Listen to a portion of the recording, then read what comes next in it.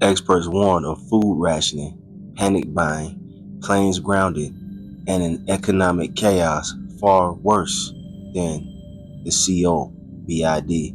I'm going to stop right there. I'm going to start off as always by giving all praise, all honor, all glory unto Yahweh, Bahashem, Yahweh Shai, Bahashem, Rakah, Wadash, and double honors to the elders and apostles of Great Millstone who teach and who rule well, who taught us this truth through the power and spirit of Yahweh, Bahashem Yahweh Shai. The Lord willing, this lesson is edifying to the elect out there, whoever you might be. Shalom to 140 and 4,000. It's the brother Amawan Padaf from the GMS Denver camp. And I'm doing a lesson in response to this article that you see right here from End Time Headlines. And it's talking about coming chaos, man. All right. And part of that is what? Food rationing. And the spirit has been on us as of lately here at Great Millstone to go in on the famine. All right. Famine is a part of the judgments from the Almighty. And they are soon to happen. All right. You will have food shortages here in America, Babylon the Great, before it's all said and done with. You will have people starving to death. All right. You will have people robbing and murdering each other over the lack of food. Okay. You're going to have these things happening because it's prophesied to happen. So, without further ado, let's get a quick precept and we'll get into this article. Times are deadly serious, man. It's not a game. It's not a joke. The Lord is bringing these things forth, man. Here we have the book of Isaiah, chapter 45 and verse 7. I form the light and create darkness. I make peace and create evil. I, the Lord Yahweh, Bashem Yahweh Shai, do all these things. All right. So people, they bug out when they hear us saying that the Lord is bringing forth the chaos, man. That Yahweh, Bashem Yahweh Shai, is bringing forth the civil unrest. He's orchestrating World War III. All right. Food shortages. All these things the Lord is in control of, man. It tells you right here in Isaiah chapter 45, verse 7. All right. He makes peace and he creates evil. Evil meaning bad times. And we're in the time of great evil, man. All right. We're in the time of great judgment being brought upon the inhabitants of the earth. And it's the Lord Yahweh, Bashem Yahweh Shai, the power of Israel, doing all these things, man. Let's get into that article real quick. All right, so let's get into this. It says, fears are mounting that the world is heading for an economic blow far worse than the C-19 demic. All right, we got to speak in code here. You know how YouTube is. Within weeks, as the Iran conflict threatens global oil and gas supplies. All right. Experts warn it could trigger food shortages. You see that there? Take heed to that. Grounded flights and panic buying as countries risk running out of fuel and energy if key shipping routes remain shut. So there you go, man. Food shortages being talked about, man, due to this whole Iran conflict.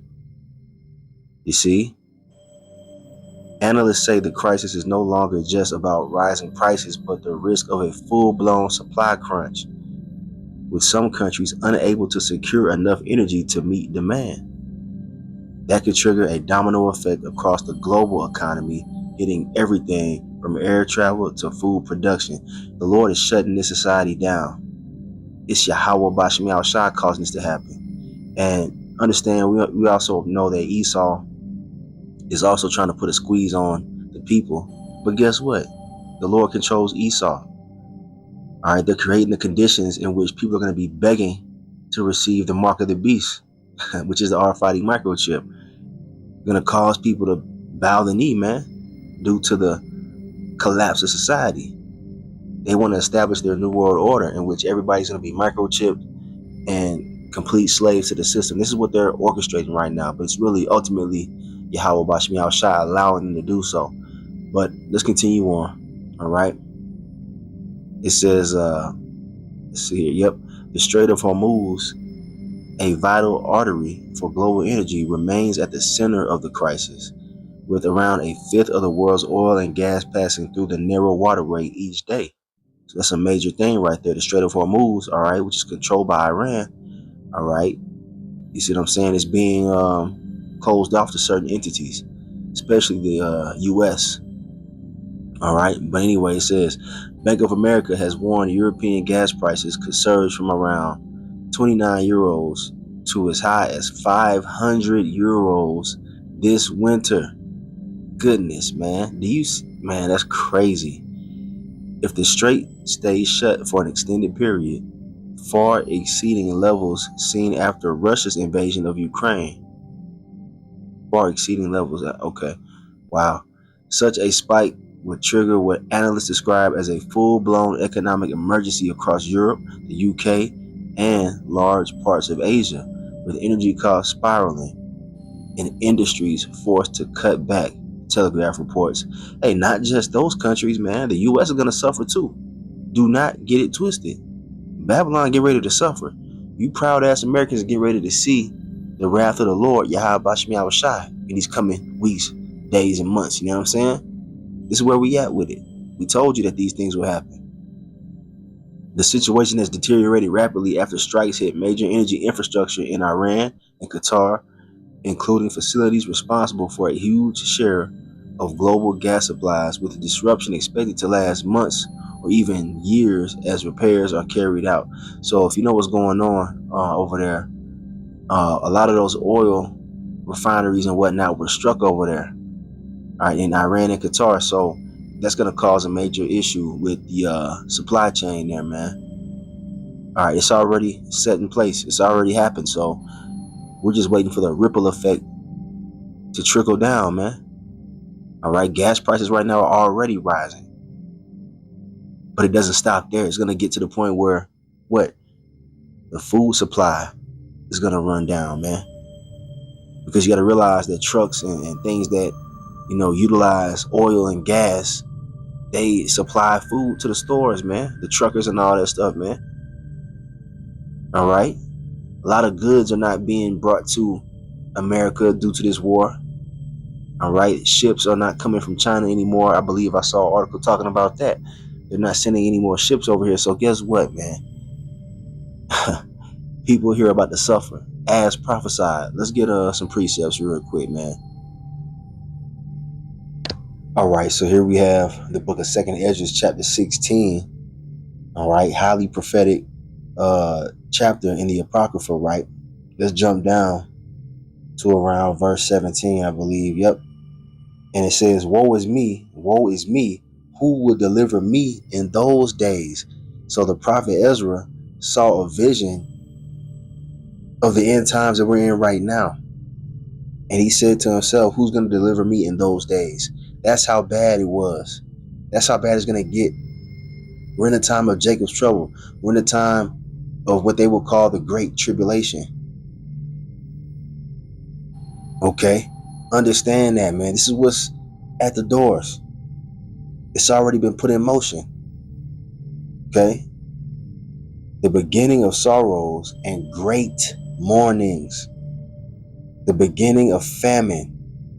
You see that? There it is. The beginning of famine and great death. The beginning of wars, and the power shall stand in fear.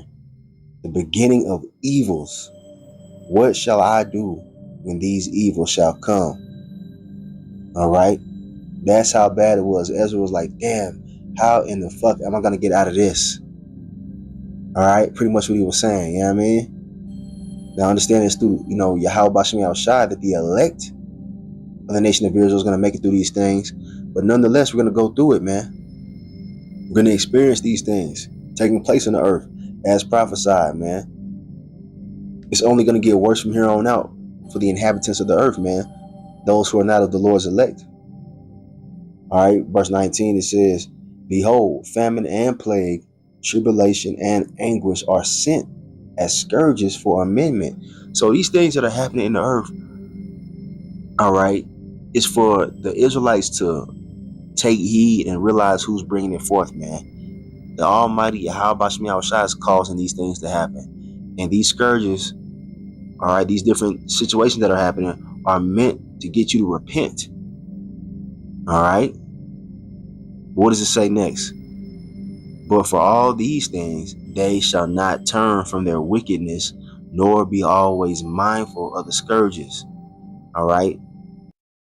So the majority of the Israelites are not going to consider that the Almighty Yahweh, Bahashim Yahweh Shai, is bringing this thing to pass, man. They're not going to consider that maybe they should repent, all right, and turn back to the Lord so that they can be saved out of the coming calamities. All right. The 2/3 of our people, they're not trying to turn back to Yahweh Bahashim Yahweh Shai, although we can see that society is collapsing and this place is beginning to be plagued, man. All right. Now, let's get a quick precept. And here we have one right here, the book of Proverbs, chapter 22 and verse 3. It says, a prudent man foreseeth the evil and hideth himself, but the simple pass on and are punished. Do you see that, man? All right. The prudent would be the elect, man. Those who are actually seeking the Lord in these last days in hopes of receiving mercy and protection in Jacob's trouble. Okay. But what? The simple pass on and are punished, man. The simple being the 2/3 of our people here in America. All right. 2/3 that represents the rebellious Israelites in America, Babylon the Great. So when you do the math, that's 66% of the Israelites, the so-called blacks, Latinos, Native Americans, Seminole Indians here in the United States. They're going to die, man. All right. The 1/3 remnant, around 33% of the Israelites here are going to receive mercy, man, as prophesied. It tells you in Zechariah 13 verse 8. All right. So the simple are the 2/3, man. They hear the message of the prophets. They think it's a joke. All right. They're not taking the warning serious. They think they got all the time in the world to repent, and they don't think America's ever going to go down and ain't nothing bad going to happen here, such as famine. They're in for a rude awakening, man. They're in for a very rude awakening. All right. Let's jump back. So back in 2nd Ezra 16, all right, verse 21, it says, behold, victuals shall be so good, cheap upon earth, that they shall think themselves to be in good case, and even then shall evils grow upon earth, sword, famine, you see, and great confusion. They're going to be confused, man. All right. These things are brewing right now, man. The Lord is not holding back. You see what I'm saying? They think because they can still go to a restaurant, you know, and get something, though, you know, even the groceries in the store are more expensive, they're still affordable. All right. You're still able to go and buy things and get things you want. So they think that it's all good. That's what it's talking about right there. All right. They shall think themselves to be in good case, not knowing that the Lord is setting that trap for their ass, man. You got people out there enjoying the nice weather. All right. Because it's, you know, pretty nice out here in Denver. Sun's out, you know, women walking around all slutty. You know what I'm saying? You know, that springtime vibe. You know, dudes out there chasing women and shit. You know, the whole, you know, regular scenario. Meanwhile, these evils are growing in the earth, man. Meanwhile, America, Babylon the Great is knee deep in World War III. All right, they're sending troops over there to Iran right now, getting ready to send a fucking draft. But people out here, you know, not even considering Yahweh Bahashim Yahweh Shai, thinking themselves to be in good case. And a lot of these people that we see out here, they're going to starve to death or get gunned down in the midst of all this civil unrest that's coming. Now, verse 22, it says, for many of them that dwell upon the earth, Salaki, for many of them that dwell upon earth shall perish of famine. Did I not just say that? And the other that escape the hunger shall the sword destroy. A lot of people are getting ready to die, and it's a horrible thing to die of famine, by the way. That's one of the worst ways to die, man. That slow death of starvation.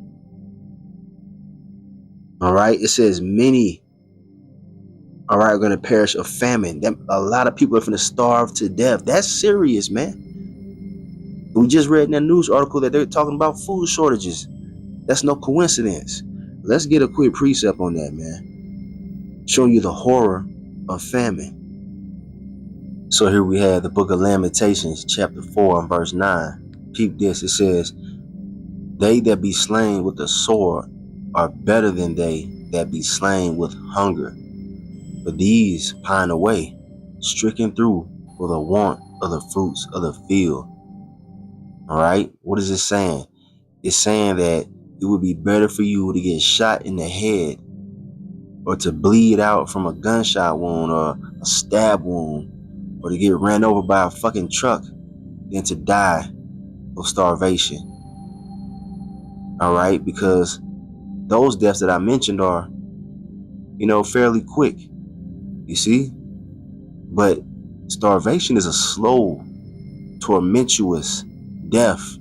And a lot of people are they're getting ready to experience that firsthand. And we're going to witness it, man. All right? You see, we're going to witness these people that rejected Yahweh Shem Yahushai. I'm talking about the 2/3 of our people, the rebellious Israelites here in America.